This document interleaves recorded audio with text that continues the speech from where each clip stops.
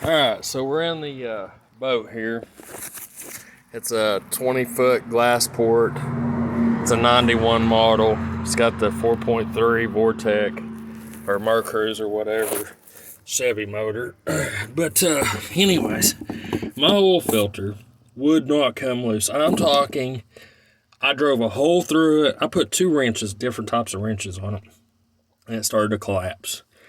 Then I put a hole through it like I normally do, turned it, it just ripped right through it. This is 3 hours into this, and I'm laying upside down. You can see me here, I got no shirt on, because I got some good clothes over here at my girlfriend's house.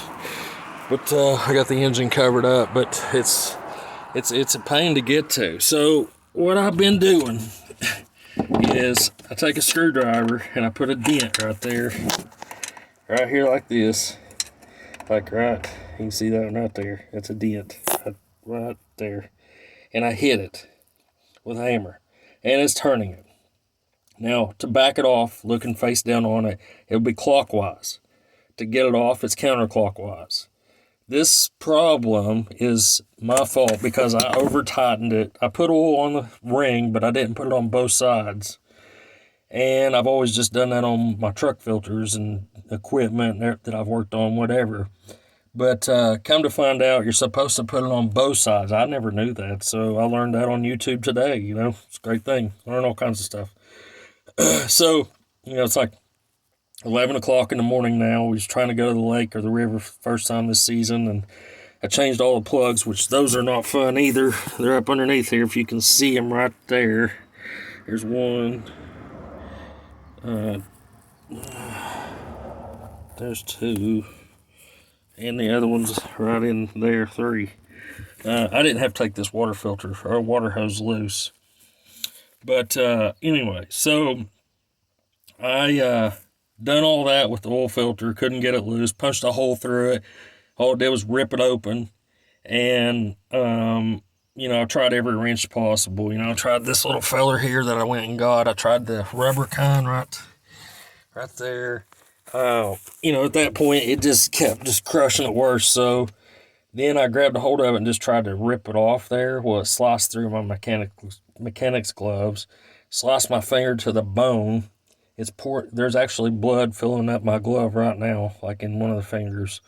I stuffed a bunch of super glue down in it, and yeah, it burns like hell. It stopped it for a little while, but it's just now, I can feel it, it's wet in there. I've got to deal with that once I get it done. But so anyways, what I wanted to show you is the best way, I guess the only way that I've come up with getting this thing loose is hitting right here.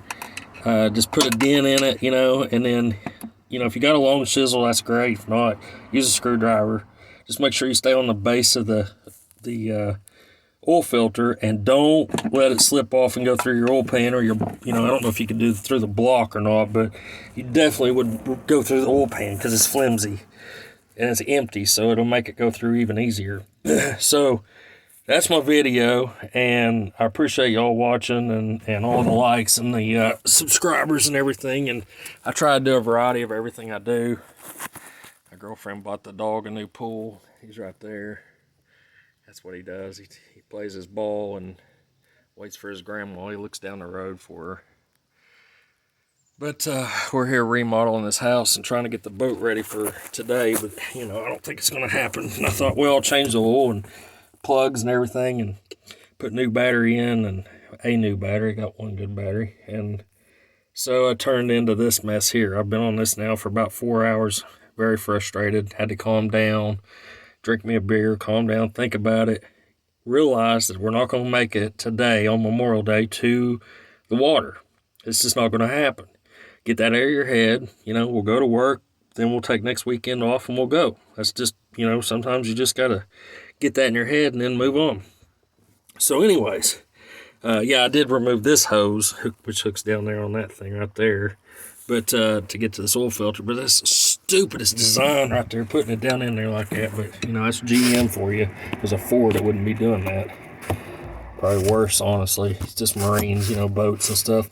I'm going to try to set this here. I don't know if you can see down in there or not. Let me see if I can come up with something here to hold this.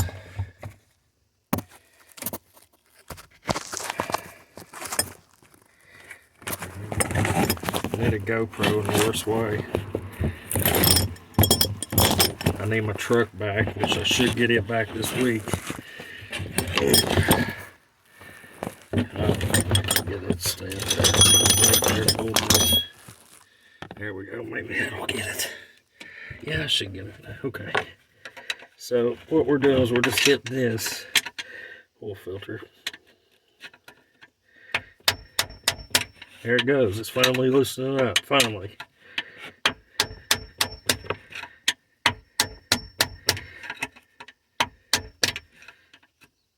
I'm breathing hard because I'm upside down.